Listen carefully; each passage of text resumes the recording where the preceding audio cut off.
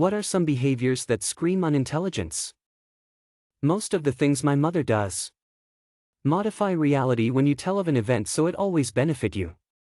Listening to no one and showing a lack of interest in everything but expecting people to listen to you and show interest in what you like.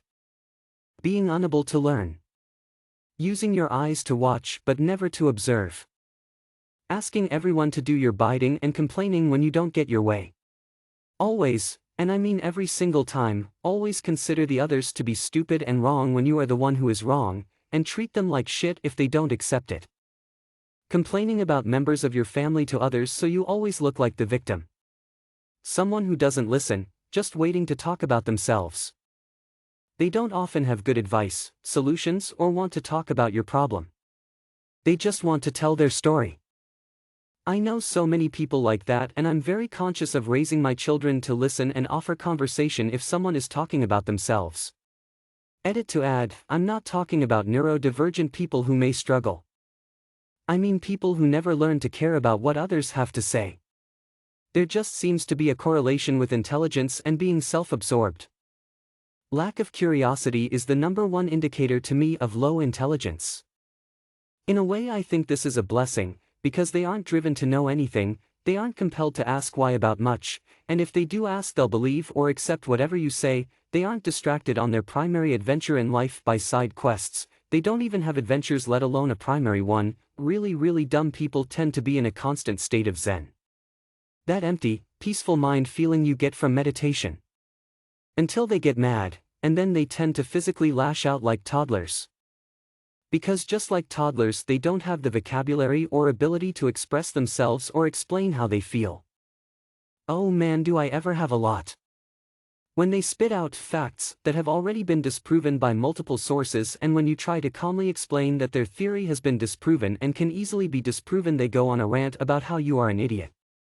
I know this because I was in a conversation with a crazy conspiracy theorist about an absolutely stupid theory that has been disproven, and I tried to explain why he wasn't correct, and he just began to make fun of me and acted like a total nuthead.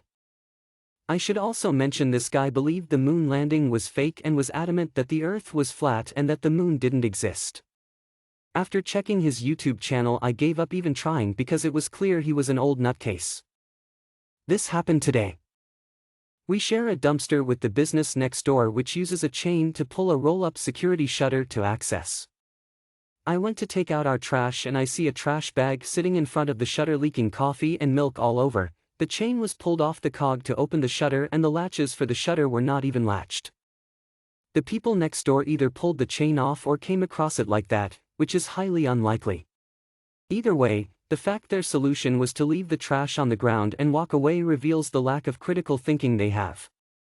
Getting angry too quickly, granted, this can be an emotional/mental issue, but if it's not, it's an intelligence/self-control issue. The inability to scroll past an online comment that irks you. When people don't see any value in the arts. There is a discourse about this going on in the UK right now because our government is increasingly valuing different degree courses based solely on what jobs people go into afterwards, and several universities are cutting courses such as English literature and drama.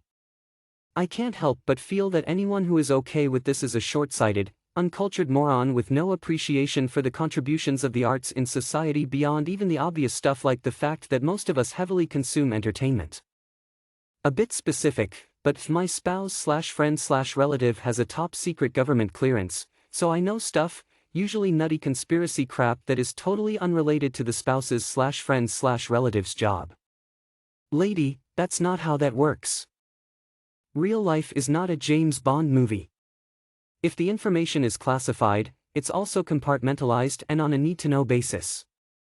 And the person, or people, who decide who needs to know are not usually the people who actually need to know, which creates layers and layers of red tape and frustration. Source: my spouse/relative/friend actually has a government clearance. Outside of their job, it means absolutely nothing.